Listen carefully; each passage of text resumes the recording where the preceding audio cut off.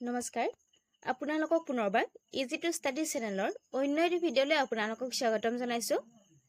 আজিৰ এই ভিডিঅ'টিত আপোনালোকৰ মাজলৈ কেইটামান অতি গুৰুত্বপূৰ্ণ কুৱেশ্যন এনচাৰ লৈ আহিছোঁ। আজিৰ ভিডিঅ'টিৰ প্ৰথমটো কুৱেশ্যন হৈছে বৰবৰুৱা আৰু বৰফুকন পদবী কোনে সৃষ্টি কৰিছিল? বৰবৰুৱা আৰু বৰফুকন পদবী কোনে সৃষ্টি কৰিছিল?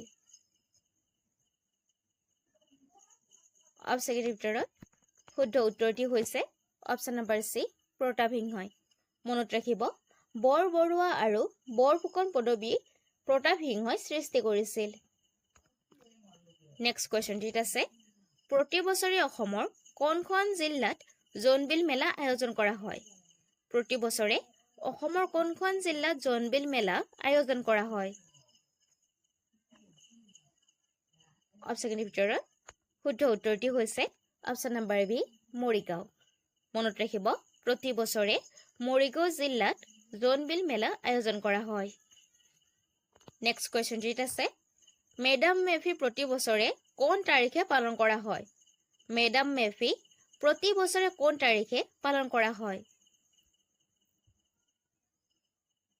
অপচনৰ ভিতৰত শুদ্ধ উত্তৰটি হৈছে অপচন নম্বৰ বি, 31 জানুৱাৰী।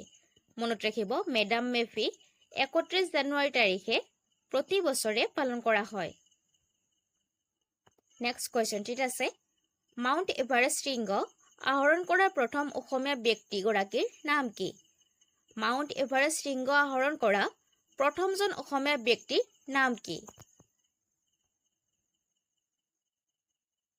অপচনৰ ভিতৰত শুদ্ধ উত্তৰটি হৈছে অপচন নম্বৰ বি, তৰুণ শইকীয়া। মনত ৰাখিব, মাউণ্ট এভাৰেষ্ট শৃংগ আহৰণ কৰা প্ৰথমজন অসমীয়া হৈছে তৰুণ শইকীয়া।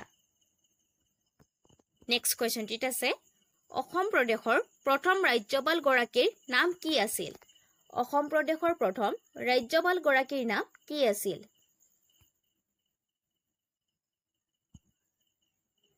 অপচনৰ ভিতৰত শুদ্ধ উত্তৰটি হৈছে অপচন নম্বৰ এ, মহম্মদ চালে আকবৰ হাইদৰি।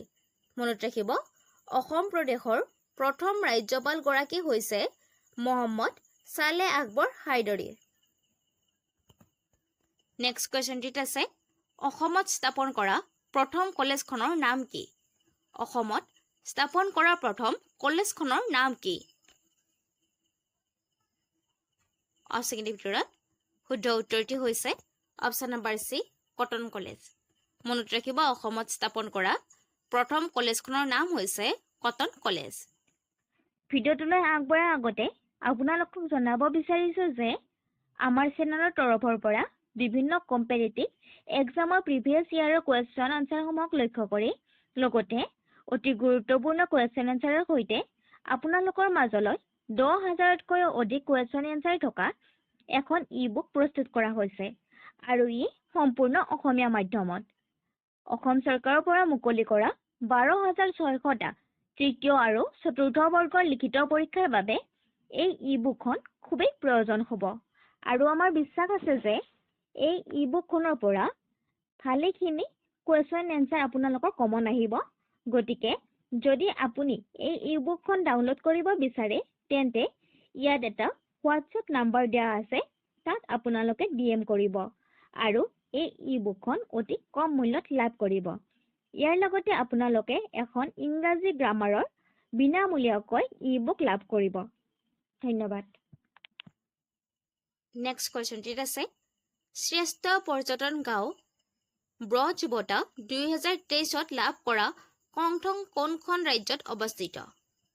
শ্ৰেষ্ঠ পৰ্যটক গাঁও ব্ৰজ বঁটা লাভ কৰা 2023 চনত কংথং কোনখন ৰাজ্যত অৱস্থিত? অপচনৰ ভিতৰত শুদ্ধ উত্তৰটি হৈছে